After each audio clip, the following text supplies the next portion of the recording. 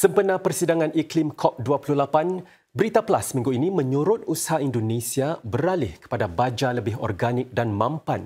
Indonesia sedang menghadapi defisit pengeluaran baja dan berusaha mengimbangi permintaan luar negara dengan keperluan domestik. Mungkinkah jalan keluarnya adalah dengan menggalak sektor pertaniannya supaya menggunakan baja organik yang lebih mesra alam? Koresponden CNA Saiful Bahri Ismail berkunjung ke Kalimantan untuk meninjau industri baja di wilayah tersebut dan membawakan laporan berikut. Kemudahan pengeluaran baja terbesar di Indonesia meliputi kawasan seluas 400 hektar dan terletak di Bontang, wilayah Kalimantan Timur. Kompleks kendalian pupuk Kalimantan Timur ini terdiri daripada 13 kilang yang menghasilkan baja bukan organik seperti urea. Urea dihasilkan secara sintetik dengan pencampuran bahan amonia dan karbon dioksida. Bahagian terpenting proses tersebut berlaku di ruangan di mana kesemua bahan mentah diadun pada suhu tinggi mencecah 200 darjah Celsius bagi menghasilkan larutan urea. Bahan itu kemudian melalui proses sejatan hingga menjadi kristal dan dicairkan untuk menghasilkan urea dalam bentuk serbuk atau butiran. Ia kemudian disimpan di gudang sebelum dibungkus dalam kemasan untuk diedarkan. Ini bukan salju tapi urea. Pupuk ini mempunyai bau yang kuat dan tajam. Satu kelemahan urea ialah kompaun ini tidak begitu stabil dan ia terurai walaupun pada suhu bilik yang biasa. Indonesia menghasilkan 3.5 juta tan baja setahun untuk pasaran domestiknya serta mengimport lagi 6.3 juta tan. Namun semua ini tidak dapat memenuhi permintaan tahunannya sebanyak 13 juta tan. Pupuk Kalimantan Timur menghasilkan hampir 6.5 juta tan baja setahun di mana 50% merupakan untuk tujuan ekspor. Menjaga ketahanan pangan Indonesia itu juga harus berarti menjaga ketahanan pangan regional. Tidak bisa lagi ketahanan pangan itu hanya melihat domestik saja.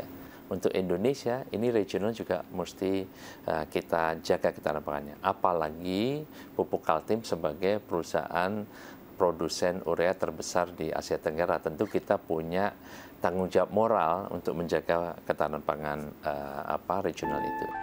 Para petani bergantung kepada baja untuk menjamin penghasilan yang baik dengan membekalkan nutrien yang seimbang ke dalam tanah.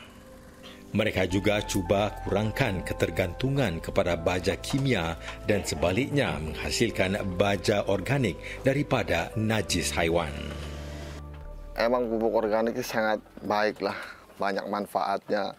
Limbah di sini kita banyak, material banyak, jadi tertarik lah untuk merubah mindset para petani yang terus menggunakan pupuk kimia.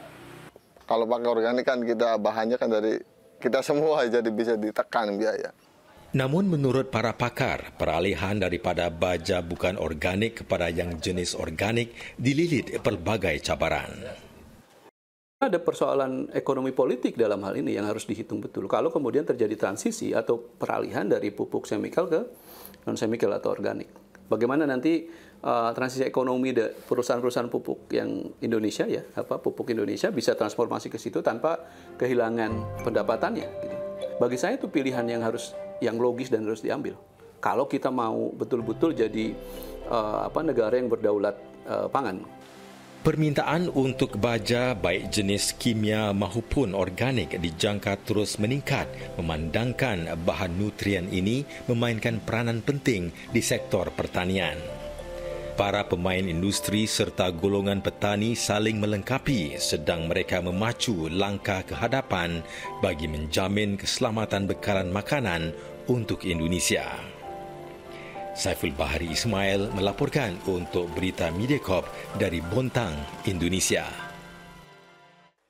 Dari industri baja, mari kita tukar gear kepada industri kenderaan elektrik canggih. Kereta elektrik yang mampu berubah seiring gaya hidup pemiliknya, itulah janji kebanyakan para pengeluar kenderaan di pameran kereta Tokyo baru-baru ini. Ayuh kita jenguk apa lagi yang menarik dalam paparan khabar dunia kali ini.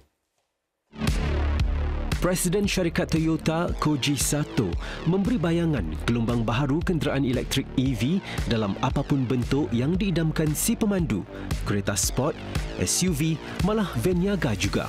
Beliau berkata terdapat teknologi untuk menghasilkan pelbagai jenis kenderaan sedemikian pada mutu unggul. Editor Autocar Mark T. Shaw berkata barisan kereta yang dipamerkan kali ini cukup mengagumkan dengan kemunculan konsep-konsep baharu setelah 4 tahun para pengeluar terbesar kereta di Jepun menyepi. One of them being from Mazda, a new little sports car that shows the future of the MX-5.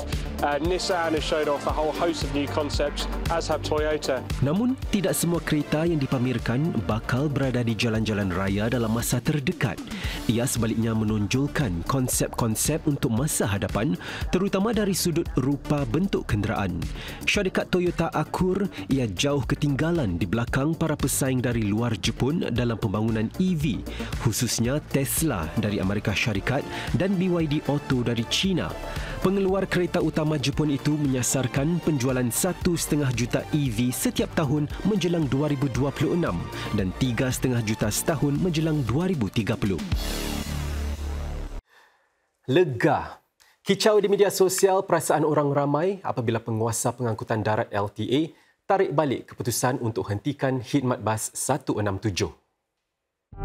Khidmat bas perjalanan jarak jauh 167 akan diteruskan namun pada kekerapan setiap 30 minit. Berita ini disambut baik penumpang khususnya yang sering menaiki khidmat tersebut. Hari-hari balik kerja naik bas 167, Cecil Street ke Sembawang Road. Jalan jauh pun tak apa, dalam bas santai saja. Perkhidmatan bas ini dah boleh dimasukkan dalam kategori perkhidmatan bas legend. Mereka dengar keluhan rakyat. Segelintir warga Siber juga berkongsi pengalaman mereka menaiki khidmat bas 167.